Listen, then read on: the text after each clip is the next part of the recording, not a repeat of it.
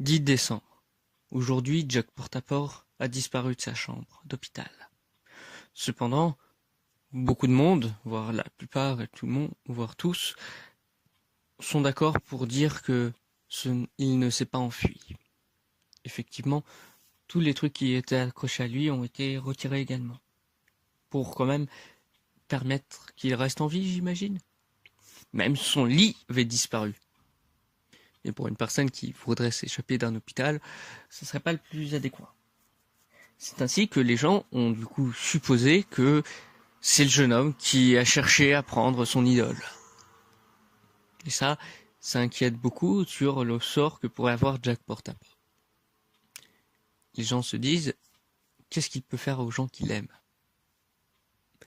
Et justement, du côté de Jack Portaport, et du coup du jeune homme, il disait, vous allez vous réveiller, maître?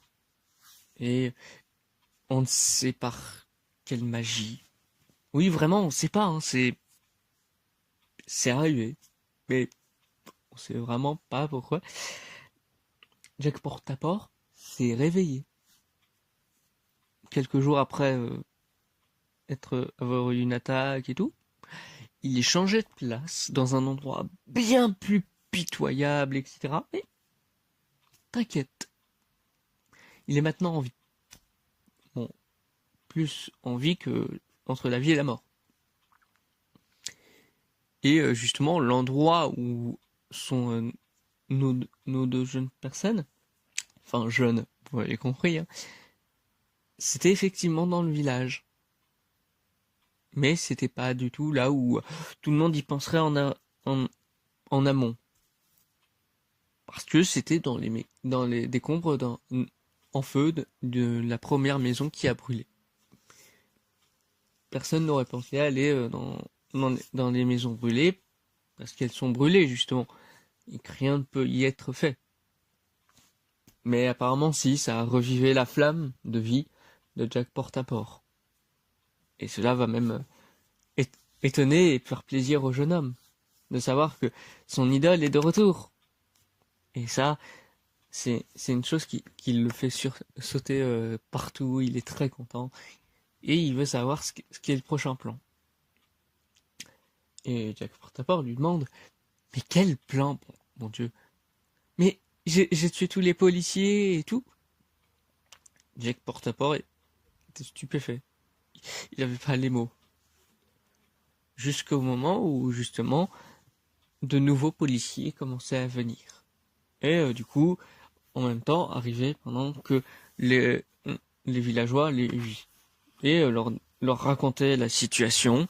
Jack Portaport a disparu, un jeune insaisissable l'a peut-être kidnappé ou autre, mais ils leur demandaient si c'était pas plutôt l'inverse. Mais non, ils retorquaient que ce qu'il leur disait était vraiment ce qui arrivait. Mais bon, du coup, ce qu'ils faisaient, c'est expliquer que c'était bien le cas, un jeune pyromane a mis le feu aux maisons, et c'est là où du coup ils ont proposé, alors pourquoi vous n'avez pas regardé les maisons en feu? Tout le monde se regardait, tout le monde se disait mais c'est en feu justement, c'est hyper dangereux. Et les policiers leur font comprendre, oui, quand le feu est actuel, quand quand il peut avoir quelques jours, ça devient inoffensif. On peut rien trop faire là-bas, mais c'est possible. Et ce qu'entend dit un peu de loin le jeune homme. Et du coup, dit à Jack Portaport, venez, on va partir. Mais Jack Portaport ne comprenait pas. Hein, quoi? Venez, venez. Mais Jack voulait voir tout ce village pour leur faire comprendre que il comprenait rien, lui.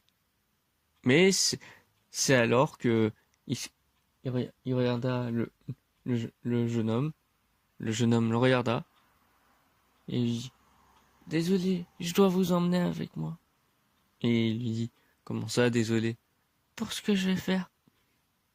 Qu'est-ce que tu veux faire encore? Et c'est après alors que toutes les recherches ont été faites par les policiers dans toutes les autres maisons des ex-policiers, c'est là où on s'étant regardé pendant quelques minutes pour essayer de comprendre ce qui se passait.